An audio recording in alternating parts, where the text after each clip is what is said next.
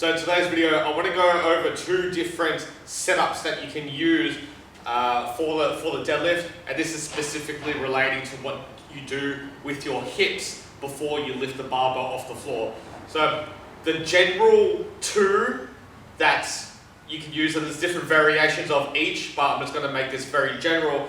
The two that is generally used is one, the hip drop, dropping the hips in and then lifting the barbell off the floor, or keeping the hips still and then lifting the barbell off the floor. So I will demonstrate, or I'm going to attempt to demonstrate the hip drop in. This is not the one that I utilize. Not to say one is better than the other. I will go over that in a sec, but it's just not the one I use, so I'm just not good at it. So I'm just giving you a warning before I do it. But the hip drop in usually involves keeping the hips high up here. Alright. Generally, people are going to pull the slack out the bar here. So they take the slack out the bar, drop their hips in, and then they're up. Do that one more time.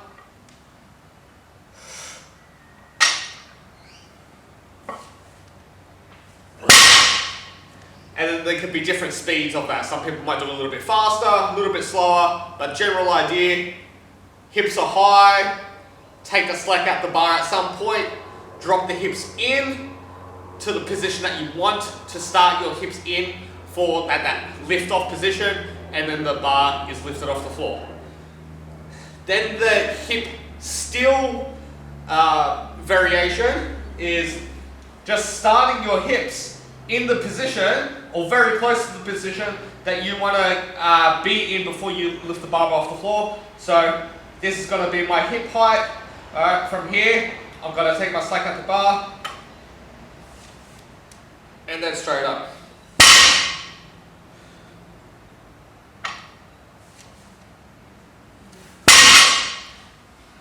Now, for the differences between the two, there is not one that is better than the other. Okay, there's never been a research study where they compared hip dropping in versus hips being still and compared which one resulted in the best gains after a 12-week deadlift protocol. Okay, that's never been done. It is going to be very individual specific. Some people are going to be more comfortable in one, some people are going to be more comfortable in the other. One argument which I have heard about the hips dropping in is it can be a good way to bring your hips close to the bar, okay? And then the theory is if the hips are close to the bar, or you're getting your body closer to the load, it's going to be more efficient because the load is closer to the joints. So generally this is going to result in hips being closer, body being a little bit more upright, and the theory is that that is going to be a much more efficient deadlift position relative to if you do a more still position.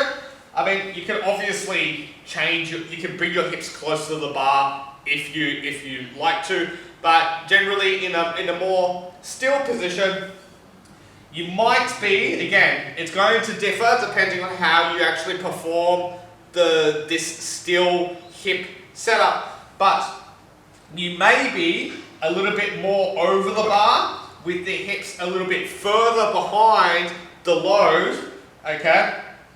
And there may be an argument that this might be a little bit less efficient because the hips, or I guess the load, your hips are a little bit further away from the load, so therefore it's going to be more stress placed on the hips to lift that barbell off the floor. However, again, no one has compared if bringing your hips closer to the bar or having the hips a little bit further away from the bar, if one is going to utilize the hips more than the other, if one's going to be more efficient than the other, okay, to test muscle activation, if muscles are working more in one than the other, you will have to do an EMG study. Okay, you will have to have electrodes and do hips close to the bar, hips further back. You will have to measure quadricep, adductors, glutes, whatever, to see if there is a difference in muscle activity between the two. So if someone tells you that one is going to activate your muscles differently to the other, based on what evidence? Did they get EMGs and do a comparison between the two? Unless they did that, it's hard to say if one is going to change muscle activity or be more efficient than the other one.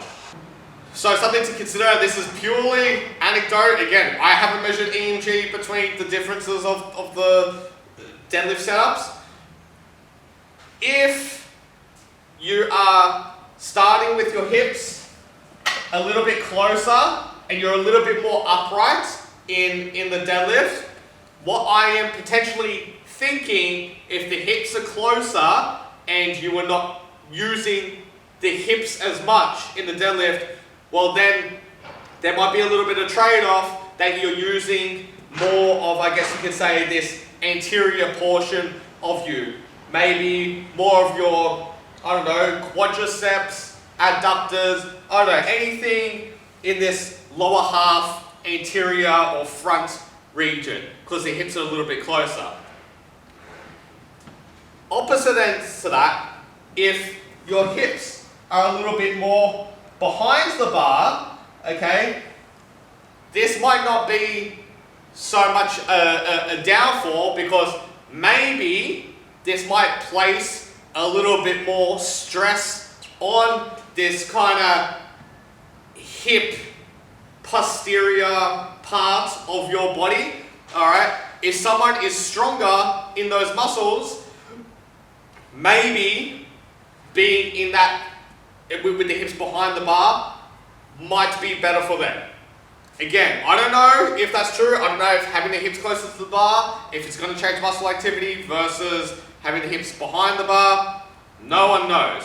I guess the point that I'm trying to get at is potentially if your hips are closer to the bar, okay, and it's supposedly meant to make the lift a little bit more efficient, you may be losing force production from this kind of posterior chain hip area, or whatever muscles are working potentially less when the hips are closer to the bar. However, there may be other muscles which are working a little bit harder to make up for what's being lost, okay? And then that's going to be the same for having the hips a little bit further back behind the bar.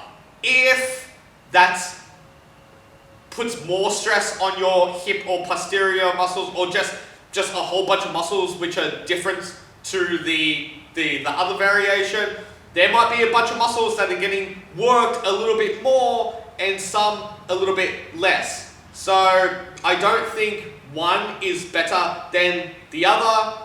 One might be working a little bit more of these muscles and a little bit less of these muscles, and the other version might be working a little bit more of these muscles and a little bit less of these muscles.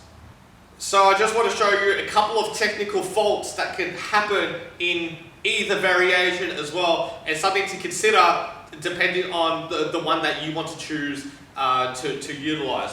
So if you are using the hip high version, then dropping down and coming up, this is because you are moving the hips, there's more movement going on before you lift the barbell off the floor. So because you have the hips up here, you're dropping it down and then you have to come up. So there's a whole extra movement which is being done before lifting the barbell off the floor, versus if you just have your hips still already and come up, that's less movement going on. If you, a common issue that I see more so with, this can also happen with the hips still, but I find that it's just easier to happen when the hips are high because of that thing that I said, how there's more movement going on. when the hips are high, sometimes it's a little bit easier to knock the bar with your shins as you drop down, okay? So just be mindful that because the ankle is moving a little bit and the position of the shin potentially might move depending on how you perform the movement, there might be a risk of hitting that bar, especially if you're starting with the bar already touching your shins here. It's going to move forward, all right?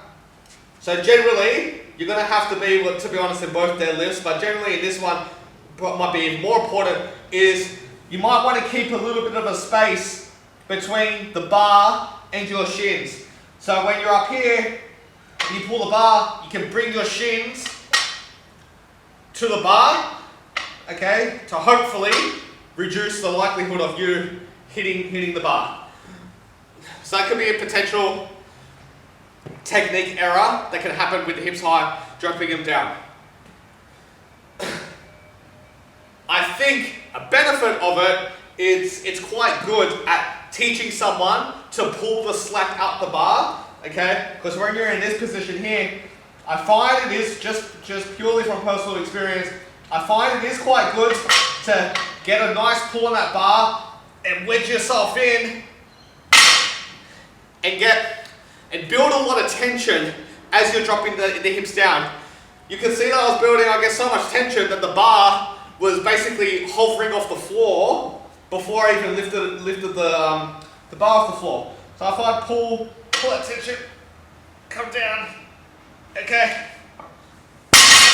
The bar almost comes off the floor sometimes, especially when it's light like this already. So I think it can be a good way to teach keeping, I guess, tension in that upper body. With the other variation, when you have your hips still, okay, I find this position, because there's less movement going on, you might have, it still happens, it happens to me too, but you might have a little bit reduced likelihood of hitting the bar with your shins because you're starting in that set position already. Again, because there's no extra movement that has to go on. From here, I just have to go straight up. I don't have to move my hips around. The downfall that I do find that happens is sometimes people forget to take the slack out the bar and they'll start in this position, okay? They won't really take the slack out and it just becomes a bit of a Yankee pull, which might make an inefficient lift, might lose a little bit of position if you're not taking that tension or not keeping tension in your body and taking the slack out the bar. You might lose the body position. The hips might come in, the upper body might round, okay, so you're just losing some sort of position. So if you decide to do the more still hip variation, you want to probably be mindful that before you lift, at some point, make sure you're taking that slack out the bar before you lift it. There's probably a bunch of other errors that's going to happen more in one variation than the other. To be honest, I haven't thought about it before taking this video. I just want to keep it a little bit more short. But again, what I want you to get out of this video is there is not one that is better than the other. It's going to depend on the individual of what they feel more comfortable in, and probably as equal of even more importance in which one looks more efficient for that particular lifter. So, last thing that I'll talk about as well, if you are doing a particular style, maybe you're doing the hip drop style, and I don't know, you always find that you're knocking the bar with your shins and you just can't fix it. However, when you do the hip still variation, that you've solved that problem and you're not hitting the bar anymore. When you go from one style to the other, potentially there might be an initial decrement in performance, particularly if you've been using one style for a very long time and now you're changing your style. If that happens and there is a decrement in performance, I wouldn't say that that style isn't for you and it's shit and then you shouldn't do it. You might have to stick to it for a couple of months to adjust to that new movement position and to expose yourself to that new position so you can gradually get stronger at it. It might take a while, it might take a few months.